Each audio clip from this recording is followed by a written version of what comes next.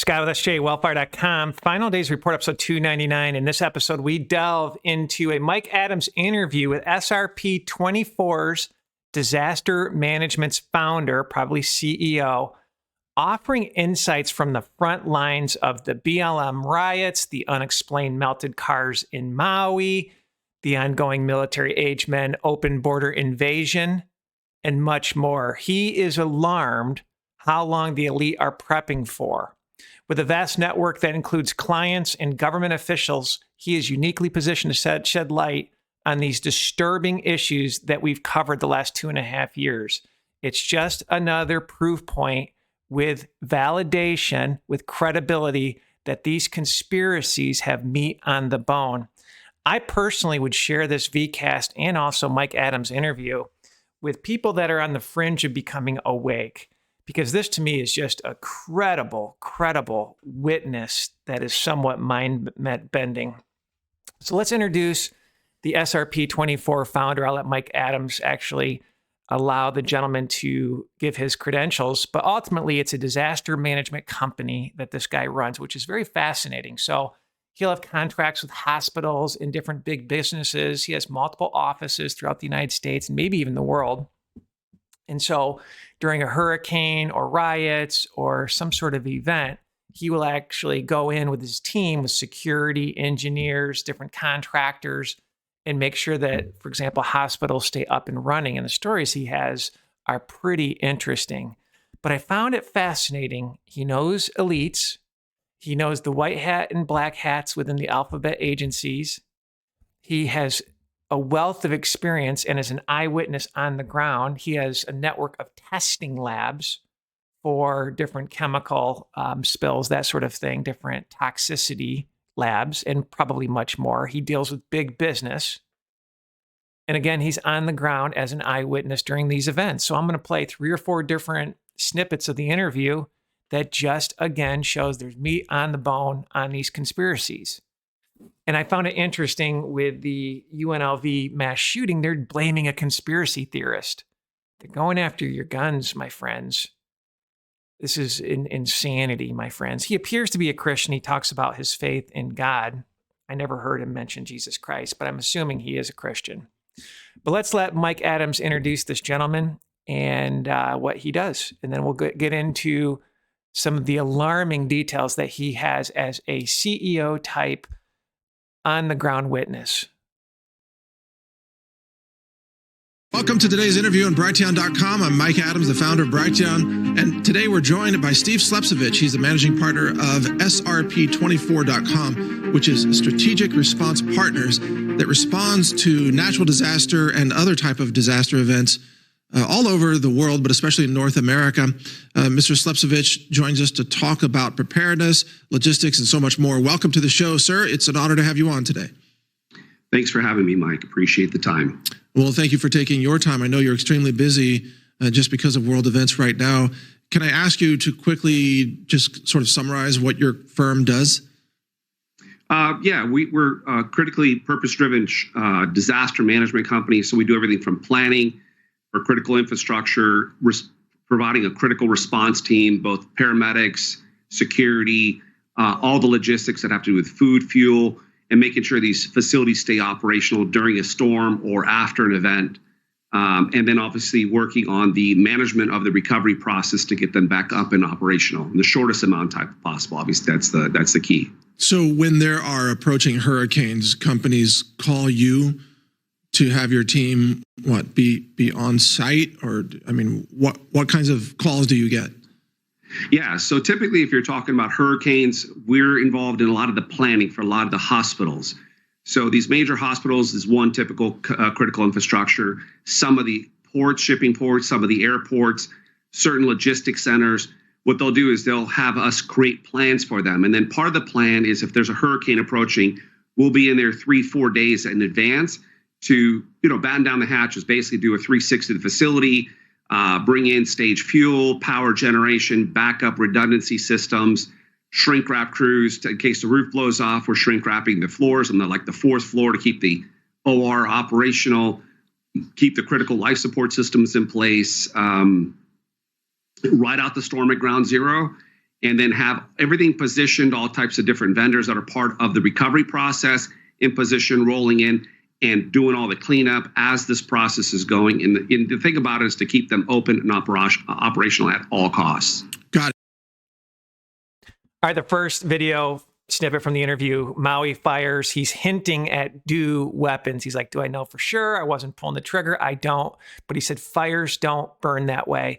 And he actually shares the evidence with his network. And he's like, tell me how this could happen.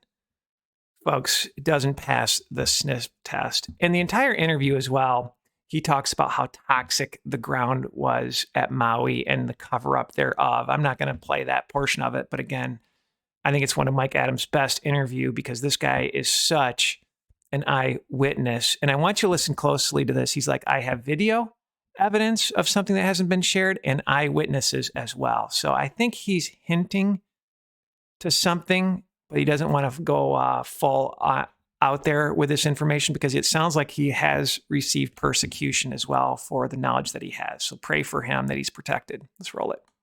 It's becoming more and more of a pattern. I mean, I've actually took my Geiger counter out there because there was concern about radioactivity. So I'm like, let me just get my Geiger counter, get out to the vehicles that burned in an empty lot, interviewed the neighbors, pulled a sample of that melted lava, the melted glass, brought that back, have it concealed, sealed, and stuff like that. Because again, I think having this type of information, the technology as we move forward is going to start showing what is the pattern, and I have footage and firsthand witness testimony and actual footage that is nowhere on the internet that shows on some of the stuff that burned.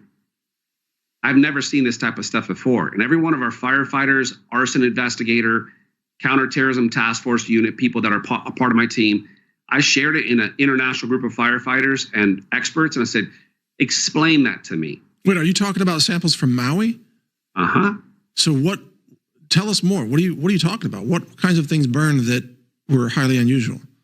Well, the vehicles were one thing, right? There's no fuel source that would cause these vehicles and this type of stuff to burn at that level. It's just not possible, right? When you have areas that were burning towards an area with the wind blowing the opposite direction, so there was no smoke, but the fire's burning in an area just moving at a rapid pace, that type of stuff doesn't happen, right? When you see bodies that are burned in a way that bodies don't burn. What do you mean? Like crazy high temperatures, super rapid combustion? What are you referring to? Yeah, it looks like Pompeii, right? When the person's hair's not singed off their head and their hair's still intact, but the body's charred, or there's a section of the body's charred that it looks like it was zapped. It was zapped or fried. I mean, that type of stuff is, to me, it's not normal. Now, am I going to say it's a direct energy weapon? Unless I was the one controlling the joystick, then I'd be like, yeah, I'm the one who lit it up. This is what it looks like, right? The technology's there, but there's just a lot of things to me that are unexplained. Got it. And there's a massive network of people that have this information now, because the way that I found is that when you start sharing information at this level, you become a target. Well, guess what? It's spread like feathers out of a pillow from a church steeple in the wind. Now go find it. You're never going to find it. Well, I think many of our viewers are familiar with the fact that there are a lot. I think that's great news that he shared the information. He's actually has video and he has eyewitnesses as well. Now, the next story that he goes into is how he was basically on the front lines with the BLM riots. And he goes on to say that it was 100% planned and coordinated. He thinks it's a real estate play, probably, these are my words, a smart city grab, burn it all down. That's why we're seeing the lawlessness to burn it all down, both right and left, not even talking about burn it all down, bring in these smart cities, or as Trump says, freedom cities. It's a control play, land grab control play. But I thought it was interesting. He's like, look, they were perfectly stationed white vans that were foreigners. Let's roll it. And again, share this video. We saw firsthand when the BLM riots happened and us being on the streets during that time, Melrose to Atlanta Buckhead, right? And seeing these solar scooters going down the street, completely sleeves, gloves, mask, goggles, helmets. You can't see, there's no identification. You can't do any facial recognition on these individuals. But they're running through there and they're scanning the entire streets. Across the street, we're doing board up. We've got security teams on the roof. And there's white vans across the street, unmarked. I go across the street. Hey, do you guys need additional security? By the way, the actual protest is happening 4 or 5 blocks from here. And they're like, no, we're good, mate. I'm like, where are you from? New Zealand, Australia, France, UK, just all these different countries, foreign countries that all similarly were staged 5, 6 blocks away outside the zone of where the protests were. Meanwhile, what I found was that night, the areas that we were covering, we made a very clear executive decision. What is the pattern? The pattern is these break-ins, these riots are happening 4 or 5 blocks away from it. It's being caught by the international news, shared with the local news. The local news is on the line covering where the police forces, being pushed back by the protesters. Meanwhile, the rioters and looters are going unabated. Why? Because there's not enough law enforcement that's on the very front of it. But every time that we'd set up security and set up to harden the structure for it, we'd set up cameras everywhere around these perimeters ahead of time. So, it was shocking. We sent so much information to the Metro Police, and the pattern was, it was so beautifully orchestrated. Create the fear. These international guys were staged right where the riots were going to happen. So it was absolutely perfectly coordinated. They weren't 3 blocks up, 2 blocks up. They were right in the zone where this shit was going down. So this was all planned. This was all it was structured. 100% planned. And so for us, whether I'm responding to that, whether I'm responding to the border crisis, whether I'm responding to a hurricane or an explosion or some other stuff, I find that we've been blessed to be able to be in that zone on day one. Do I have concerns about it? Yeah. I don't want to be out there doing structure protection and getting zapped, right? If that's the case. But at the end of the day, I just feel that everything's in God's perfect plan. I feel that I'm protected in that aspect. So are our people. And we go in fully conscious, fully aware, deeply spiritually connected, just tuning into what's going on around us, situational awareness, head on a swivel, and just moving on purpose to serve the greater good, serve the people. And in the process, we see things that are happening in those very key moments. It's the critical, that window of what's happening, who's responding, what looks different than what we've done in the past, that then raises a red flag and allows us to take a little more attention to it. Well, but what's your assessment then of what's behind all this? Because you said you are protected by God and you're driven in alignment with God, but there are demonic forces out there that are causing destruction or chaos or death. Do you have any theory about an overarching goal of some of these events that are engineered? I personally feel that it has a lot to do with control, right? So you see some of the areas that are getting hit, like Lahaina, like Maui, like Malibu, right?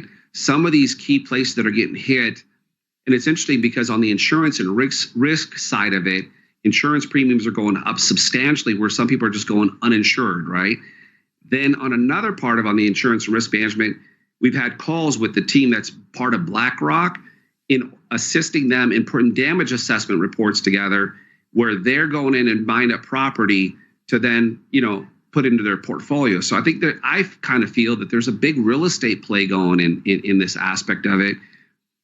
Because if you have plans in some cases, and the quickest way is a structure fire because insurance is going to pay, or a wide area disaster where FEMA is going to pay with taxpayers to help rebuild these zones and rebuild them and rezone them in a way that actually fits that more of a control infrastructure zoning type of situation. Again, I can speculate a lot of things, but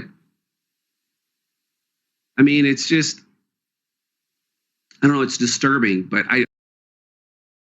So he nails it with control, real estate play. And again, I think there's a smart city element to this. And ultimately, it's the one world government crowd bringing on the SEALs, right? They want to have a one world government, just to add some context to what I think is happening. All right, the next story that he covers that I thought was just interesting, he basically says the elite that he knows within the last 2 years are prepping at the minimum 3 years, and most of them are up to 10 years. And I thought it was interesting. He talked about a story for hurricanes. He said when the grid goes down with hurricanes, it's usually a 30 to 80 mile stretch where the grid goes down. And he said line workers will come in from multiple states. I've actually seen that. There was a hurricane on the East Coast when I was living on the East Coast. I saw line workers coming in from all over the place when I was traveling back to Michigan.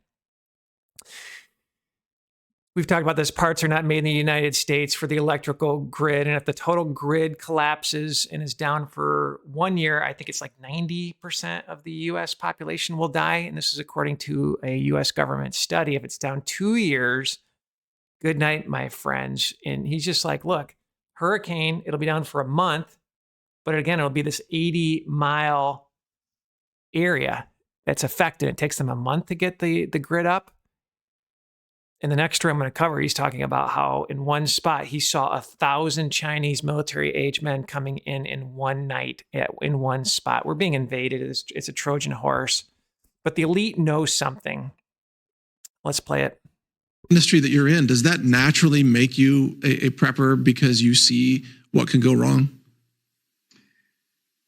Well, what makes me a prepper is when the elites who I know personally are building bunkers to keep them off the grid for 10 years. And this started 2 years ago.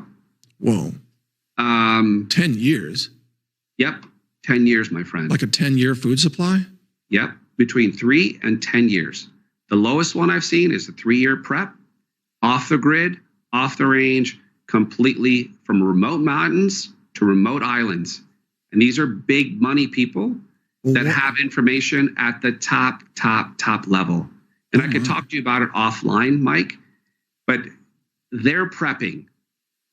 And okay, well, now I have to talk to you about this offline, but what can you say publicly, if anything, about what are the broad concerns that why would a wealthy person bother to stockpile a decade of food? Because for whatever reason, whatever's being planned, infrastructure-wise, I think that the system's going to go down. I just do. Because I would not, if I'm an elite and I have all the resources in the world to go buy whatever, I got private jets, everything else, why would I prep at that level? What is it? I always say, what is it you know that I don't know? It's no different than I was January 5th and 6th, I was down at the Capitol, right?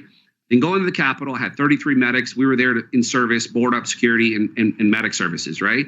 And I remember seeing clearly when I saw individuals coming by us with gas masks. Nothing had happened yet. And I asked the question, what is it that they know that I don't know? Right? Yes. So those are indicators when they're prepping for certain things. And the individuals that are white hats, black hats that I know that work with the FBI and these other 3-letter alphabet soup agencies, and they're moving their another whole private compound and off every major highway. Chicken coops, greenhouses, they're building a complete compound. I'm like, well, what would you do? And they comment back to me with one of my friends goes, let's just say, Steve, you should be doing the same thing. I can't speak about it, but just know that I know things you don't know. And I'm like, yeah, well, with all due respect, I get that. So going into 2024, I'm not about doom and gloom. We always win. God wins, the truth wins. I operate from a space of abundance, never from a space of scarcity. I choose faith, not fear. Both we don't know, right? But at the end of the day, prep your family, do a quarterly drill. Once you've done the prep, you've done your phone call drills on your sat phones, turn the stuff off, put it away, and go to life and continue building as you're prepping to live forever, but plan to die tomorrow. I think this guy has wisdom. What do they know that I don't know? And I was thinking about this when he talked about these elite, probably multi-billionaires. If there was an issue, they could just fly to another one of their homes, right? They might have 10, 30 homes around the world. Hey, there's trouble here in the United States. I'm going to fly over here. They're prepping for something bigger than that, my friends. Absolutely bigger than that. They know it's being taken down. All right, the last story, and I think this is all by design. The Chinese military-age men just pouring into the United States. And again, Final Days Report, episode 152, I call it Kissinger Talks War. I had this wild dream of just the military-industrial complex allowing Chinese soldiers just to fly in and set up shop. This, at least, they're walking through the border. But he goes on to say in one spot, within the open border, he sees 1,000 military-age Chinese men. So how many different places has the spigot been turned on? This is a Trojan horse. We've always been warning about it. And again, I had a dream. Obviously, we need to pray against this open border, but I had a dream that we just pray that our invaders come to Christ. It was a wild dream, something that definitely I know was from the Lord. And again, this is an end of days news ministry. That judgment that's coming to this country, that the people, the soldiers that are coming in, pray that they come to Christ. Let's roll it. Right? You look at the southern border, and every night, the BORTAC unit that I work with, the guys that oversee all the cameras that I work with that are personal friends of mine, they're getting up to 1,000 Chinese nationals coming through just one little small sector per night. Okay. Wow, that's a flood. Just per night. Yeah. And they're single males. And so this, to me, just seeing it over the last 3.5 years, right? Trojan horse, we're invaded. All right, I want to end with scripture. I was reading Deuteronomy, and this kind of popped out. And this scripture is talking about when Israel was going into the promised land, and God had to wipe out the evil people, the Nephilim, that were sacrificing their kids and worshiping idols and just doing abomination after abomination, probably Sodom and Gomorrah type behavior. And God used Israel to wipe them out and give them the promised land. And I never really caught this before. And I've read the Bible, obviously, multiple times. But I just thought it was interesting. And you think about it, when Israel was judged in the Old Testament for worshiping idols and falling away from God, a lot of times he would use wicked, wicked countries. And so the United States is having our judgment moment. Let's read Deuteronomy chapter 9, verses 4 through 5. Speak not thou in thy heart, talking to the Israelites going into the promised land. After that, the Lord thy God hath cast them out from before thee, saying, for my righteousness the Lord hath brought me in to possess this land. But for the wickedness of those nations, the Lord doth drive out from before thee. So God was getting rid of the wicked people that were sacrificing their kids to Baal, worshiping idols, probably doing Sodom and Gomorrah type behavior. Not for thy righteousness or for the uprightness of thine heart dost thou go to possess their land, but for the wickedness of these nations, the Lord thy God doth drive them from before thee, and that he may perform the word which the Lord sware unto thy fathers, Abraham, Isaac, and Jacob. Getting invaded, my friends. We need to repent, be a remnant. Absolutely be a remnant. So I just thought this was interesting, covering this interview. I probably watched it 3 or 4 times. Steve has wisdom. He's on the front lines. He sees the corrupt government. He gives a couple examples, mostly on the toxicity of the Palestine spill and the land in Maui, the cover-ups thereof. You know, he mentioned cars don't burn that way. There's evidence something smells with cars and actually people. He mentions the BLM coordinated riots. He mentions the open borders. And lastly, he talks about prepping. Prepping is biblical, my friends. So thank you for your support. Check out our site, sign up for our e-newsletter. And again, we have a prepping section to our website. These are things that I just have purchased myself, but